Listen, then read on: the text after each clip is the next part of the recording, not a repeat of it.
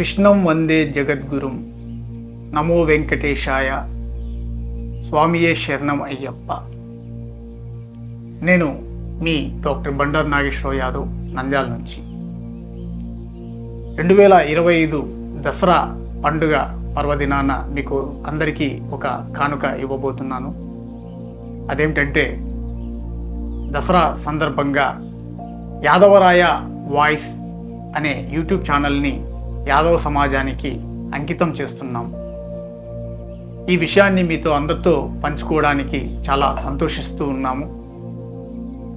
ముఖ్యంగా యాదవరాయ వాయిస్ అనేటువంటి పేరు ఈ ఛానల్కి పెట్టడానికి గల కారణాలు ఏంటంటే, లక్షల సంవత్సరాల నుంచి యాదవులు అఖండ భారతదేశాన్ని కాకుండా ప్రపంచాన్ని మొత్తాన్ని కూడా పరిపాలించినటువంటి గొప్ప చరిత్ర యాదవులది.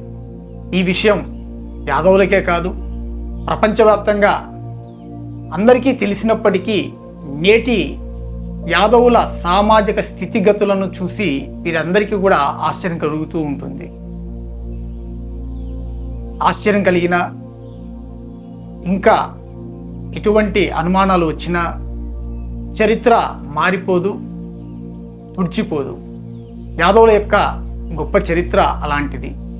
ఆకాశానికి హద్దు లేదు, యాదవుల చరిత్రకు అంతు లేదు. సో ఈరోజు మనం ఈ యాదవరాయలు వాయిస్ అనేటువంటి ఛానల్ని ఎందుకు పెట్టాం, గల కారణాలేంటి, దీని ద్వారా ప్రయోజనం ఏమిటి అనేటువంటి అంశాలపై టూకీగా మీతో విశ్లేషిస్తాను. ముందుగా ఈ ఛానల్ని ప్రతి ఒక్కరూ సబ్స్క్రైబ్ చేసుకోండి. ఇప్పటికే చాలామంది సబ్స్క్రైబ్ చేసుకున్నారు. అదేవిధంగా మారుమూల ప్రాంతాల్లో ఉన్నటువంటి యాదవులకు సైతం ఈ ఛానల్ ద్వారా అనేక అంశాలు వారి దృష్టికి తీసుకెళ్లాలంటే వారందరికీ యాదవ్ సోషల్ మీడియా ప్లాట్ఫామ్ ద్వారా ఈ లింకును ప్రతి ఒక్కరికి షేర్ చేసి దసరా పండుగకంతా దాదాపుగా 5,000 మంది సబ్స్క్రైబ్ అయ్యేటట్టుగా మనందరం కృషి చేద్దాం.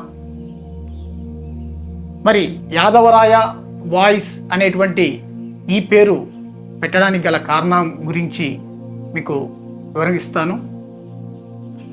రాయ అనేటువంటిది కన్నడ పదం. రాయ అంటే రాజు అని అర్థం.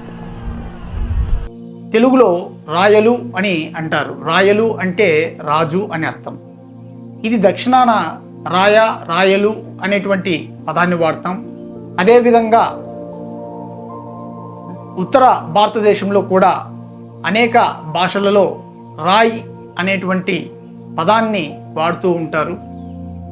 దీని అర్థం కూడా రాజు అని అర్థము. అంతేకాదు, నేడు ప్రపంచవ్యాప్తంగా చెప్పుకుంటున్నటువంటి ఆంగ్ల భాషలో కూడా రాయల్ అని చెప్తూ ఉంటారు. రాయల్ అంటే కూడా రాజు అని అర్థం, కింగ్. సో ప్రపంచవ్యాప్తంగా యాదవులు రాయ, రాయలు, రాయల్, రాయ్ అనేటువంటి వివిధ భాషల్లో ఒక్కొక్క విధంగా దీన్ని పిలుస్తూ వచ్చిన దాని యొక్క అర్థం కింగ్, రాజు. వాస్తవానికి యాదవులు చంద్రవంశానికి చెందినటువంటి క్షత్రియులు. మనం ముందుగా అసలు యాదవ్ అనేటువంటిది కులమా లేక వంశమా, అసలు యాదవ్ అంటే ఏమిటి, ఎందుకు వచ్చింది, ఎలా వచ్చింది అనేటువంటి అనేక అంశాలను ఈ ఛానల్ ద్వారా తెలుసుకోబోతూ ఉన్నాం. ముఖ్యంగా తెలుగు రాష్ట్రాల్లో ఉన్నటువంటి యాదవుల యొక్క ఘనమైనటువంటి గడిచిన చరిత్రను వెలుగులోకి మరోసారి తీసుకురావడానికి చేస్తున్నటువంటి ఒక చిన్న ప్రయత్నం. ఈ ఛానల్ ద్వారా తెలుగులోనే కాకుండా ఇంగ్లీషు, హిందీ భాషల్లో కూడా ట్రాన్స్లేట్ చేసి ఇతర ప్రాంతాల్లో ఉన్నటువంటి వారికి అందరికీ కూడా తెలుగు రాష్ట్రాల యాదవ్ల గొప్ప చరిత్రను వెలుగులోకి తీసుకొచ్చే ప్రయత్నం జరుగుతూ ఉంది. మరి రాయ, రాయలు అనేటువంటి పేర్లతో యాదవరాజులు ఎవరైనా ఉన్నారా అనే అంశంపైన కూడా ముందు మనం ఆధారాలతో పాటు మీ ముందుకు తీసుకురాబోతున్నాము.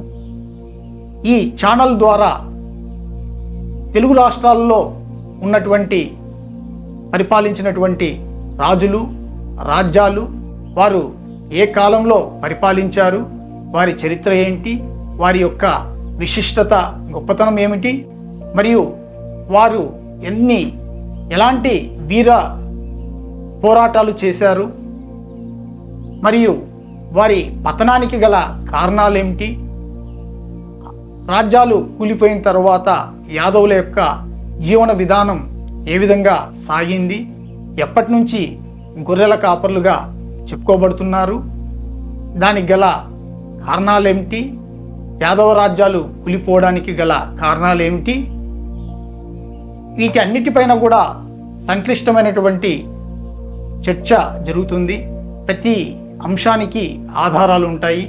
ఎందుకంటే యాదవ చరిత్రను యాదవులు కాకపోతే ఇంకెవరు చెప్పుకుంటారు? యాదవుల చరిత్ర గురించి ఈ మధ్యకాలంలో కొంతమంది నకిలీ రచయితలు, కులగజ్జి రచయితలు వారి కులానికి లేని చరిత్రను ఆపాదించుకోవడానికి యాదవ చరిత్రను దొంగిలించి చివరికి యాదవ చరిత్రను తప్పుదారి పట్టించే విధంగా మరియు యాదవ సమాజంలోకి చొరబడటానికి అనేక ప్రయత్నాలు జరుగుతూ ఉన్నాయి. ఎటువంటి ఆధారాలు లేకపోయినా పుస్తకాలు రచించడం, తప్పుడు చరిత్రను రాయడం మరియు తప్పుడు సందేశాలు చేయడం జరుగుతూ ఉంది.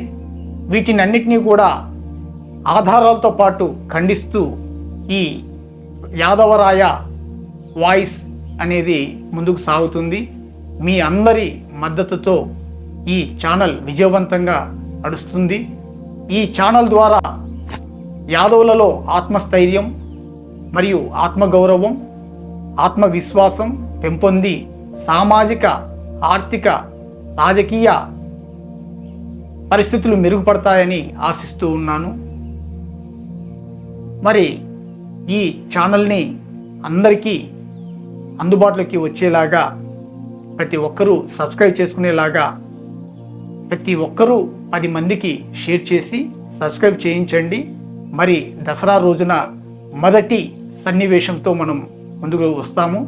మీకు అందరికి కూడా ముందస్తుగా దసరా శుభాకాంక్షలు తెలియజేస్తూ ఉన్నాను.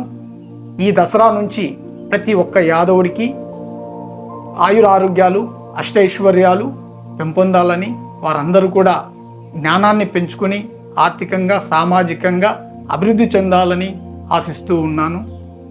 జై యాదవ్, జై మాధవ్.